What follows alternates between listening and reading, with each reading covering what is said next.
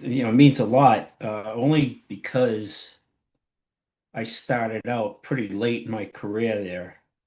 So I started out when I was about 45 years old in the 28s. So I wasn't even thinking about being in the Hall of Fame. So if I was going to thank anybody, I mean, I played for the Senators. Well, I started out with the Winchester Pirates for a couple of years, but then played with the Senators and for about 17 years. So between Al Mazel and Orazio Azarella, those are the two guys that ran the Senators when I played. So, I also played for the Metro Sox, and I started late there too as well. I didn't start playing there till I was about 52. So to even make the Hall of Fame was a surprise, considering you're starting your career late. In the Metro Sox at the time, I was invited by Steve Wolf when he ran the Metro Sox. And, so I've only really played on a couple teams, 17 years for the Senators and about 11. Well, I still play for the Metro Sox in both Senators right now, but Metro Sox was about 11 years as well. So it's really been two teams. I'm not one to move. And of course, So those guys, oh no, go ahead. Sorry, go ahead. yeah. So I would say those three guys, that got me started in the league. I during that time I had troubles with my swing, and then I actually worked on it, because I wasn't even bothering because I was old. But then I said, you know what, let me work on it, and it started changing after that. To hit 5'11", that was a surprise. I mean, you have to be consistent, but uh, you really don't expect to hit something like that when you're that old. Considering the young pitching and how hard that they threw, and during that time, it was my approach to the plate. I guess anywhere is just you're going to get up and you're going to square up on the ball. It's a matter of you're confident enough that there's not going to be a pitcher that's going to be able to get you out. You just square up, and that's usually the goal, to hit the ball from a line drive. And that's sort of the attitude that I take, for my approach to the plate. Except it's getting a little bit more difficult as I get older and still playing in the 28, because you don't have that confidence anymore, because they're throwing, considering you're old, a lot harder, even though it might be the same miles per hour that you saw back then. But now that you're getting older, it's a little bit more difficult. You know, it's not just squaring up, it's about making contact, because some of them are that good. And last year was the 28th was probably the best pitching I've seen in years. It was just one game after another. And then when you were in the playoffs, it was like every game they would just threw some really good pitcher. It was pretty hard for me, to keep up with them. Who's the toughest pitcher you've ever faced? I don't know if you know him, but it was, to me, the toughest pitchers are lefties. Since I'm a lefty hitter, and one of the things I would say, Steve Donovan. I don't know if you ever heard of him. Uh, he was a lefty pitcher. He probably weighed 125 pounds soaking wet, but he had the best curveball I've ever seen. And I don't strike out much. And, you know, I only struck out twice, once, below the age of 50. And, in a game. And he did it. He was that good. If he was bigger and stronger, that guy would have made a lot of money in the pros. Is the best curveball I've ever seen, and it was really difficult to hit. He was that good. Yeah, I don't know if you know him or heard of him. He's actually in the MSBL or BMBL Hall of Fame. Okay, I might have to add him to my list of people to interview I'm looking for new interview or people to interview. So I'm always looking for suggestions. So I'll have to Yeah, definitely write no, that no, down. he's won. He had a rubber arm too. I mean, he won it with the Senators all the time because he pitched every game. Um, when you look at him, you'd be like, it's only like seriously like 130, 40 pounds. And I could be underestimating it, but I'm trying to, tell you that he was a rail and he was about 5'9", and he was a great pitcher. Phenomenal. He was the toughest I've ever faced. And then, of course, speaking of the Hall of Fame, your teammate Sam Steed, who I had last week on, he had great things to say about you. And you also, I'm sure, either played against or maybe know some of the people that were in the Hall of Fame last year who were inducted into the Hall of Fame, kind of like Sam was as well. Um, Yeah. so, do you have any stories about either Sam or any of the other Hall of Fame inductees that you kind of want to share with anyone who's watching that, maybe doesn't follow the league as much as, because we have new viewers here on all the time and they love hearing about, new stories and stuff. So, I definitely want to give you the chance to share if you have any. Yeah, no, Sammy's always been good. He's another guy that's really not that big, and he throws well, has three pitches. He's just natural. I hated facing him as well. He kind of reminded me of Dunny, except he was a little bigger. But he was a great pitcher, always has been. Frankly, last year probably wouldn't even made the playoffs in the 38 without him because he won all our games, and he's over 50. So that's how good he is. And he deserved it. And I think he had the most wins in BMBL or something like that. So um, as far as the others, one of the guys that I'm impressed with is Teddy. I mean, he's off the charts good. I mean, this guy just hits, and if you take a look at his numbers, not only does he have a high average, he gets a lot of extra base hits, but he also his walk to strikeout ratio is better than mine, and which is like that's a lot. I mean, he's probably I probably one of the best hitters I've seen in amateur ball.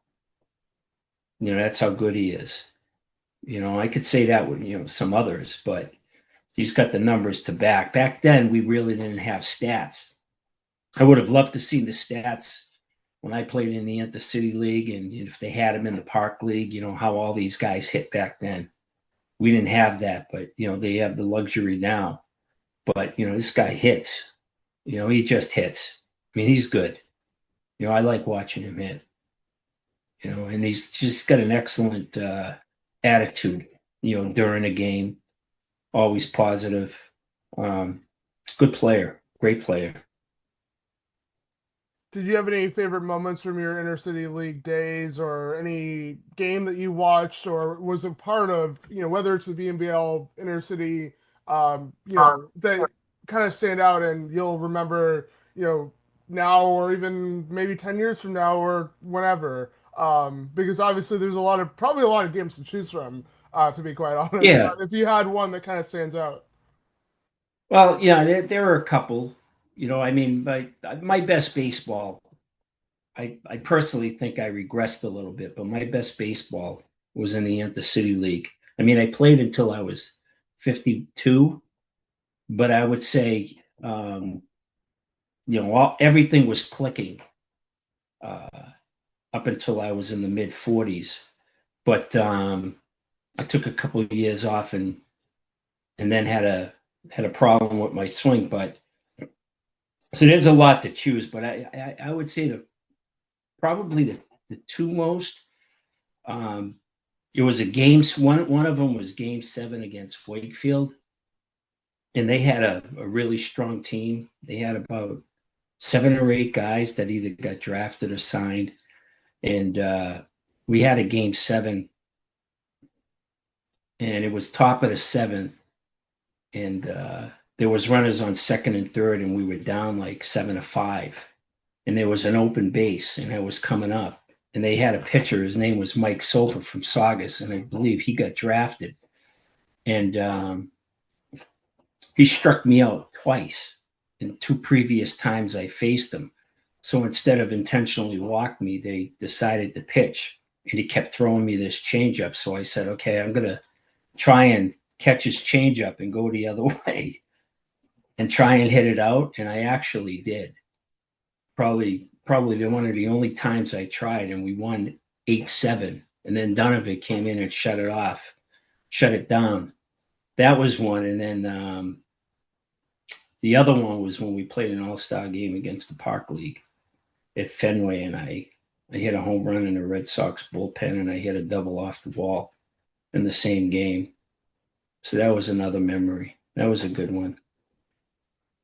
I was gonna Those say, two games. is Fenway the hardest stadium, or sorry, hardest stadium that you've ever had to hit a home run out of, or Well, is there another yeah, one? I mean, it was so big to hit it out. And I put it in the left side of the Red Sox bullpen too. But we were using metal bats back then, and the metal bats back when we played, they're not like they are now.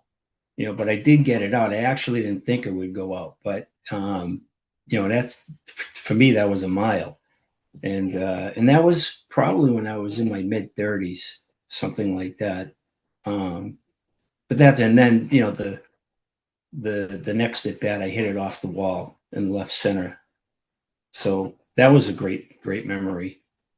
We played in Fenway a few times, I think 3 times in the All Star against the Park League. Those days are gone though. Yeah, I guess getting an All-Star game at Fenway is a little harder nowadays, Yeah. especially during the season. Well, they wouldn't even let us, until we played, they wouldn't even let us on the grass. When we had to warm up, everything had to be on the dirt. If we even stepped on the grass, they yelled at us. So that was, but it was fun to play there. Hmm. During your time or any time during your career, did you have a favorite pregame or routine or meal that kind of was your go-to before you had a big game, or just the one that you kind of had that you turned to when you needed it? No, I mean, the only pregame routine I had was not to eat. I never ate. I didn't want to. I'd never eat, I should say, before a game and play on a full stomach. Just it doesn't feel right, even to this day. Never eat. I used to work out, in the city league, and I would always work out before I had a game. But that was really my routine: working out and not eating. I just for some reason can't play on a full stomach. I mean, you do have your routines during a game, that you have, like, for example, when I'm on deck and I'm leading off the inning, or when the next guy makes an out, I have to do like 4 hard swings, practice swings, before I get up. And then I have to fix my gloves, each one of them once, things like that. Got to have a weight on my bat, things like, so you get, everybody's superstition like that. Sort of my pre at bat routine, but not a pre-game. Pre-game was really nothing, just not eating. Well, of course, last season, the Somerville Senators won their first championship since '03. If you had to describe your team's season in a few words, what would it be and why? When we first started, I think we were like 1-3, 1-4, and people were getting a little nervous. And I'm like, I don't know. I mean, this team's good, and we picked up a couple of good pitchers, young guys. They're even going to get younger, and I think even better this year. Um, but some of our pitches were just, a couple of them, like Steve, and Mike Smith has always been good. I mean, they're really good pitchers, just throwing hard. Colin, I mean, there's just a lot of guys that did well, but then there's the younger guys that came that just they fly. And to be honest with you, I loved watching. I mean, because to me, when the ball comes off the bat with these young guys, it just flies, and I'm like in awe. Like we used to do this, when we were younger. But and as the season kept going, toward the end, we won like 11, 12 in a row, and we just kept rolling. through the playoffs. But I got to tell you, getting to the playoffs, the first round was okay, but I got to tell you, the semi and finals, some of the best pitching I've ever seen in that league. It was that good. I mean, all the games, you didn't have any blowouts. I mean, between the Expos and the Lowell team, the pitching, every game, it wasn't a break. It was like a grind for me anyway, every game. It was actually fun to face the caliber of pitchers, at my age, but it's getting a little harder, to do.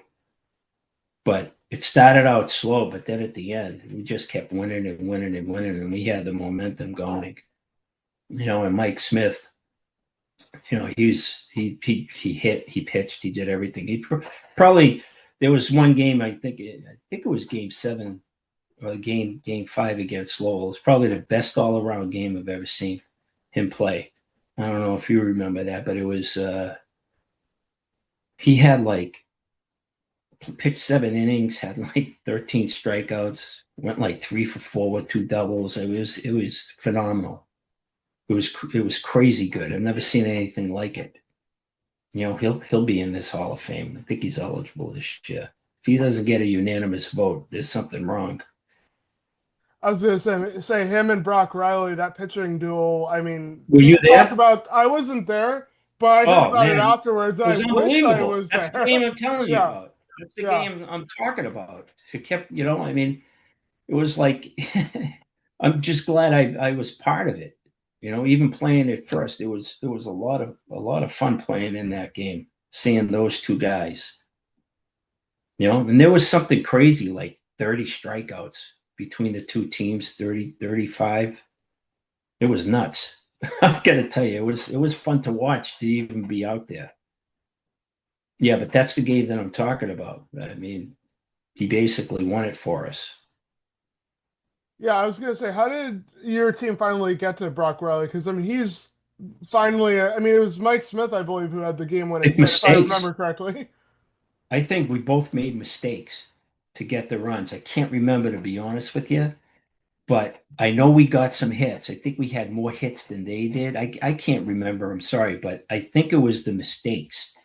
Whoever won that game was because of the mistakes. And we made the first mistake, that I think got them up. And I think they made a mistake as well, because it was close. And it went extra innings. I think it went 9 innings, 9 or I think 10 innings. I think we had 3. I think we had 1 extra inning game that the semis and then 2 extra inning games against the Expos. It was pretty intense. It was fun. It was a fun year, to watch these guys. It was fun. I mean, a game like that, though, it's kind of like whoever makes the least amount of mistakes. But when you have a 12 inning or however many innings it was, I believe it was like 12. I mean, eventually someone's going to wear down, and especially Brock, who, I mean, he was pitching, at least from what I've seen, the best game I've seen him pitch, what that I watched after. And I'm sure he's had other performances, but 12 innings is a lot to ask for, but just that kind of impressive performance, and then Mike as well. And then whoever was the The pitcher that guy, came the guy, afterwards. Steve came in. Fleury, he Oh, came okay. in and he got a lot of strikeouts too. He was lights out too. Yeah. So both of them were. But you had, Mike who was at the plate as well. I think he had like 3 hits, and he just smoked the ball all the time. It was a great game. Like I said, probably one of the best all around games considering the competition on the other side I've ever seen. I actually told him that in a text. Yeah, and considering they As were the best as defending champs, you had to take them down to get to where you wanted to get as well. So that right, must have been a great accomplishment for you guys as well. right, right. And this was, yeah. If we didn't win it last year, but I got to tell you, it looks like this year is going to be pretty solid too. I think it's going to be even stronger. To be honest with you, I kind of love it. You know, And of course, you guys open up. I was looking at your schedule, or you're opening up with the Boston Expos, who you beat in the 28 plus title last year. So, how impressed were you by their performance and their run to the title, and what makes them so dangerous? I think you talked about it a little bit, but if you wanted to expand on that, here's your chance. Um, I think their pitching, their pitching was just as strong as ours, maybe even stronger. Every game they threw a guy that threw like really hard, and their breaking balls had bite. Like I said, I would have for me to get up there and I'm like, okay, I'm gonna definitely hit a line drive and square up. That's just my attitude of who I am. But that, last year at my age with those guys, that was pretty difficult. I mean, there was a couple curveballs that had so much bite that it fooled me, and I just stood there, and I'm like, oh boy, I could be getting too old for this. That's how good that's how good the pitching was, and it was constant. Uh, Lowell and the Expos, but I think they're strongest. Not nothing with their lineup, but their asset was their pitching, flat out. I think they would agree with that as well. I thought their pitching was phenomenal. And they have good hitters, don't get me wrong, but I think that was the strength of that team. And pitching wins anyway. Pitching and So, defense, right? yeah, that's right. That's right. Yeah. So I would say, from my perspective, that's what it was. And then, of course, we talked about the Expos, we talked about the Angels, but who in your opinion is the biggest threat to the Senators repeating in 2026 and why? I I would probably not, if someone told me Brock is pitching for the Brockton Rocks. Okay, so if he's not on the team, I'm not picking them. you know, I mean, the Spinners are always good. They got a pretty athletic team. They're always good. Seem like they're fundamentally sound. And if the Expos have the same pitching staff, they're going to be in it. And the Bombers are good, but they're getting old. They're getting like me. They're getting old. Unless they get younger, they might have to move up or something. But to be honest with you, I think they know it too because I know they know it because they told me. A couple of people told me, but and they've been the best in the league forever. But age catches up. So I'm not sure how well they'll do unless they get younger. And I don't know the other, how it's. I don't know the rosters of the other teams, so I can't really tell you. I'm only going by what I know. If they lose Brock, the Bombers are getting older. It leaves the Expos. You got the Spinners. The Spinners were good. They happened. I think they lost to the Expos, and it's because of the staff. But they're a good team too. I wouldn't discount the Spinners as well. But I got to tell you, it seems like everybody's coming back from the Senators. And, the Senators lost a really good pitcher and hitter in the playoffs. And, that kind of hurt as well. We might have been in better shape. If he didn't, he wound up moving to Austin. So, and, he won't be playing. And one of our hitters was hurt, Mike Adesser, as well. So him in the lineup would have made us even stronger. But I think the Senators, from what I know, I think they're picking up a few more guys, younger guys, and even from the Park League. So they're going to be. I think they're going to be better. I'm not being biased, but I think they're going to be in it. I'm not saying it's tough to win, but they're certainly going to be in the mix. Who are you talking about that was missing from the Senators, pitching and hitting wise? Because maybe God, some people don't know who you're you talking couldn't. about. So, You know why I was trying to avoid that. I'm trying to avoid it. You're gonna make me look it up. It's, you know what? He'll probably kill me. I can't remember his name. Oh my God, I'm humiliated. No, it's okay. Hey, you know what? Uh, It just makes this more entertaining, honestly. So yeah, right. I Yeah, like it no, when this it's guy, when the this guy conversation's was more natural. this guy So he started out slow pitching. We played against the Waltham Athletics and he walked a few guys, he got hit. I'm like, this guy's so. Didn't really start hitting. And then all of a sudden he hit a home run at Lowell. He was like hitting bombs every single game and he pitched great. Um, Trying to figure out, I apologize for this. Nick LeMay. so I he's think an he was important part of your lineup or part of the team, and if so, how? Yeah, he was huge. And then he had to move to Austin for a job right at the end of the season. Just when he beat Lowell twice, during the season. He was just lights out. He made the All-Star team. He hit the heck out of the ball. He was doing really well. I mean, he hit a bomb every game, literally. One bomb every game had to go about 330 or so. It was crazy. Maybe not 330, but you know what I mean. He hit a bomb, and like I said, at Lee Latcher, he hit a missile right down the line that hit the foul pole. So, and we didn't have him. I think it would have been a little bit easier. He would have helped from an arm perspective. I can't. I don't really like. I don't follow it that much. I don't know too much about the 18s at all. I heard a lot of good things about the Marqueries, and I've seen the roster, but I really don't know that team that well. The Orioles, they've always been good, always. I mean, they're like the Bombers, in the 28. They just keep winning.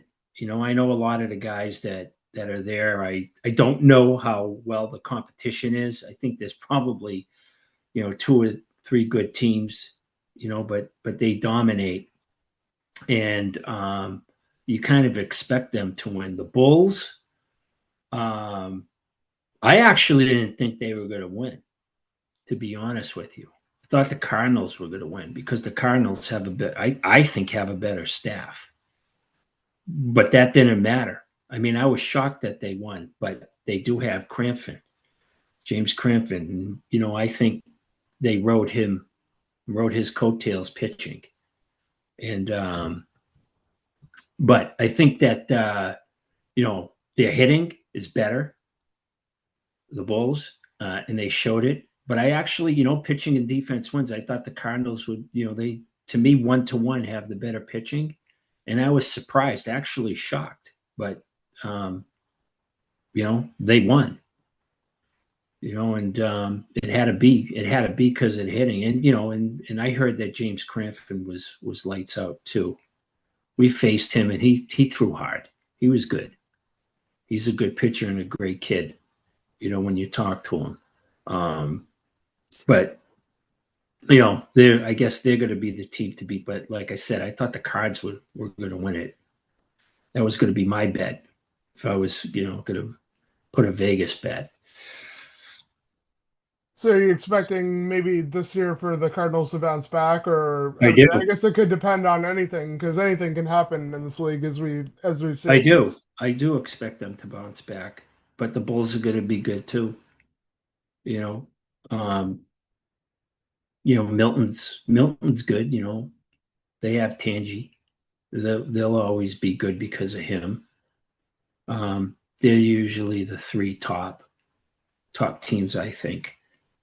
Avi Nelson, they're good, but I think that if they had, what's his name, the kid that pitched for the Israel national team. I think he's even the pitching guy. Solomon. His last name's Solomon. I forget. Ethan Solomon. They get him, they're in it.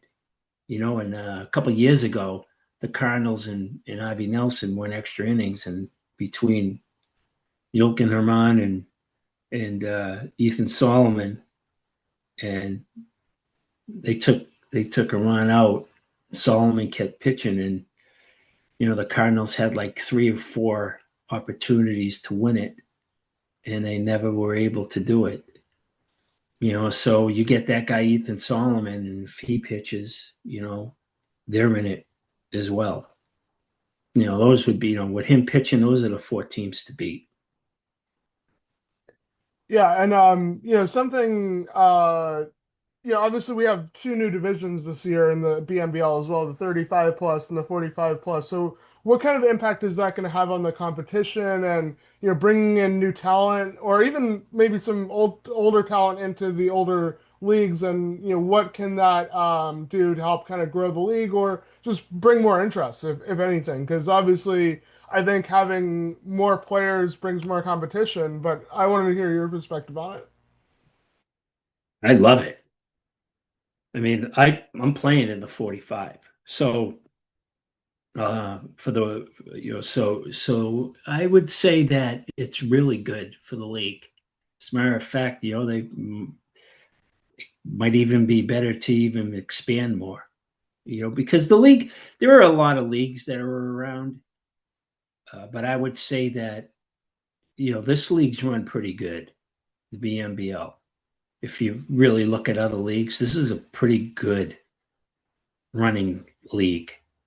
You know, you could see it, and now that the 45s are in this league, I think there's a lot of teams that seem to be a little bit happier about that.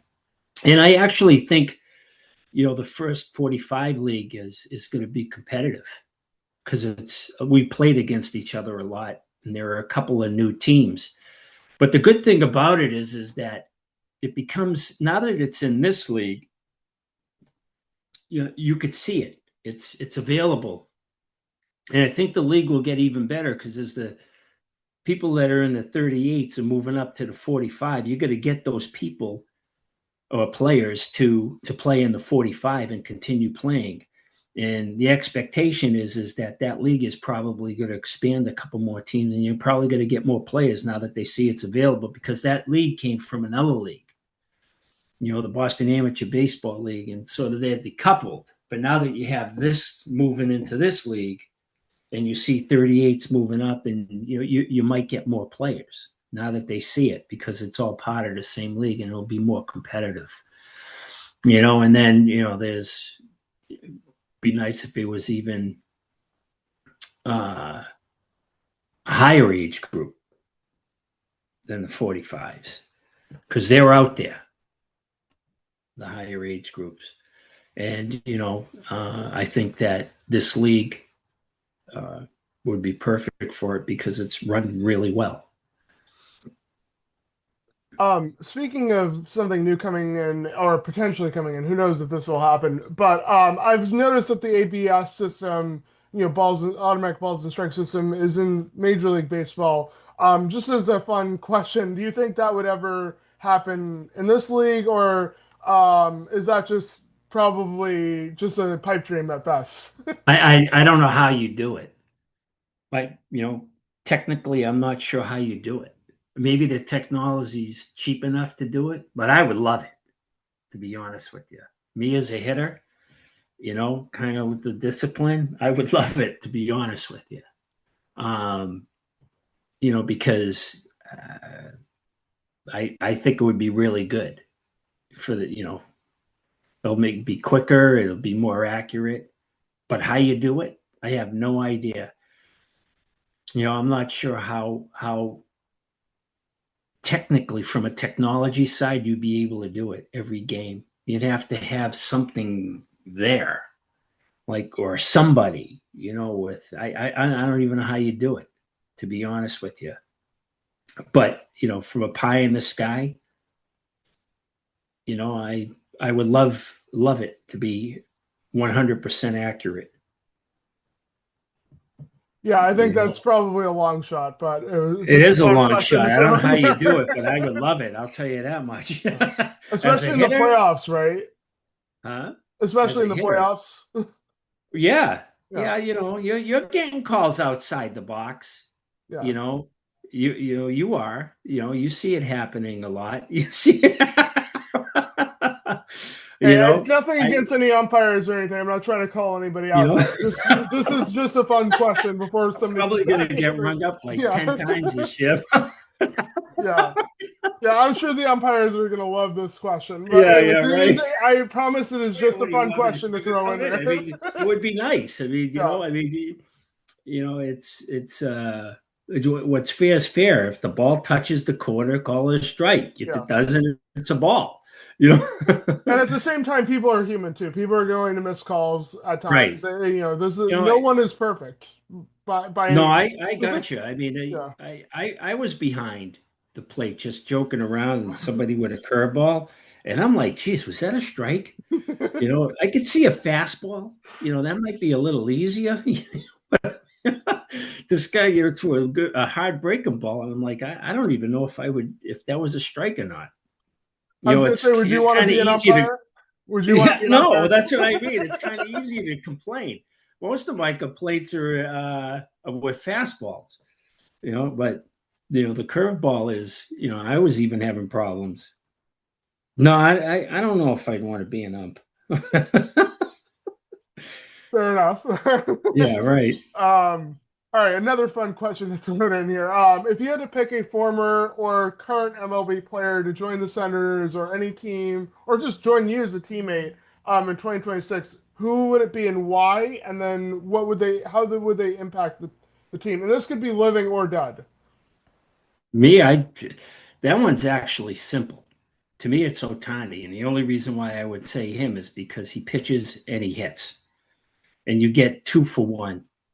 Because I play in a lot of tournaments, and if I was going to start a team when I go to these tournaments, the different tournaments in the country, I'm picking a guy who pitches and hits that does both, and that's really the only reason why. And he does both great. And if you really think about all the teams that we play, how many guys just pitch?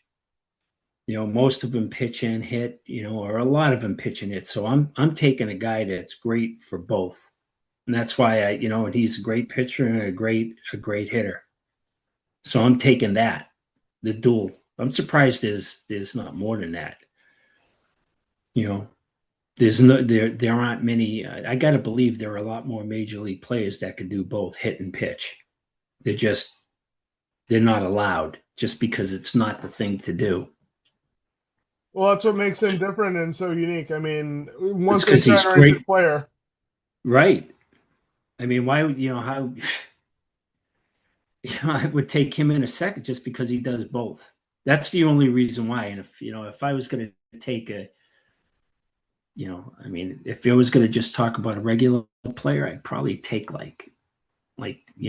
when he was great, like Bo Jackson. I mean, that guy did everything. He hit, he ran, he was a 5-2 player. He just didn't play that long. He didn't focus on it. I bet you if he focused on it, he would have been the best ever, when he played. But I would go with Otani. It's not, and that's not because it's recent. It's just because of the two way. I mean, Babe Ruth was two way too, but then he didn't pitch anymore. If he pitched, he would be the player that does both. So Fair enough. And you mentioned you also were part of different tournaments around Boston or around the country. Do you have any favorite ones that you're a part of? Any favorite memories or anything that you want to talk about regarding that as well? Phoenix was good, but I think that's kind of dropping. I like going to West Palm Beach, and there's certain age groups that I think stronger than others. The West Palm 50s has like 12 teams that are really good. Well, not all good, but they have 12 teams, and I'd say eight of them are pretty good. You go to Phoenix, you might have five teams, and three of them are good. We had a Sanford tournament recently. There were eight teams, and six of them were very good, and seven was mediocre and one that wasn't so good. So, and you do get a lot of good players, and I like playing against people I don't know. But when you play a lot, you get to know all these guys as well. So you're playing against each other a lot. So I like going away with these tournaments. Actually, going to go away within 3 or 4 days to North Carolina to play. So that'll be a nice little prep for the local leagues. Typically in the 28, I played first last year because we were light first baseman, but I would normally DH. You go to the 38, you play first base. But then when I go to play in the 45 and 52, I'll play first and outfield because you go to the outfield because if you could run, you play the outfield. So the higher the age group, the more you could run. But the 28s, would be more of a DH type role. The 38s first base, not outfield, and then the 45s and 52s, I'm in the outfield. That's where I played in college. So Oh, okay. And then just kind of wrapping up, what does your baseball future look like? What are you hoping to accomplish next? And any teams that you're kind of playing for? Because we've talked about the Senators. You played in the Yawkey League, I believe. I may have heard you wrong, so I apologize. But yeah. anything that you're doing in 2026 and what you want to accomplish next? Well, 28s is coming to a close. To be honest with you, it's getting a little bit more. I'll play this year, um, in whatever role I can. That's probably phasing out. I'm going to definitely play to 38. I'm pretty sure I could still, do pretty well there. 45s and that I'm playing, that's still in the cards, and 52s are in the cards. So what I'll probably is be phasing out the age groups as I go. I'm going to keep playing, but I don't know. I'm thinking about maybe, I don't know, maybe stopping around 65 or so. I've been, I'm 63 now, so I'm just thinking about it. I don't know. Um, and then I may even move out of here from Massachusetts to go into Florida because I just bought a place down there. So we'll see how it goes. But I'll be a snowbird coming up for the local leagues until I don't know, till I call it quits. I don't think I don't know how much longer I'm going to play, to be honest with you. I don't know if I'm going to play till like I'm 70. I'll tell you, but I say that, but you get that itch. You really do. You get that itch for the competition. So we'll take it as it comes, but as they'll be phasing out. Some leagues will be phasing out. All right, and if you had any final message to anybody watching, why they should come watch Senator games, BMBL games, just any final message to anyone watching. No, I just think like the 28s. I think to me the strongest. I've seen it since I've been playing. Maybe it's just the kids, just the better athletes. I don't know, but when you watch some of these games, I mean, there's some legit plays, some really good pitching. Um, it's actually, if you like ball, it's fun to watch. I'm not sure. I'm sure the 18s are pretty good too. But to me, the 28s, I even come down to watch because I like watching the talent. Especially the top teams. I think that's really it.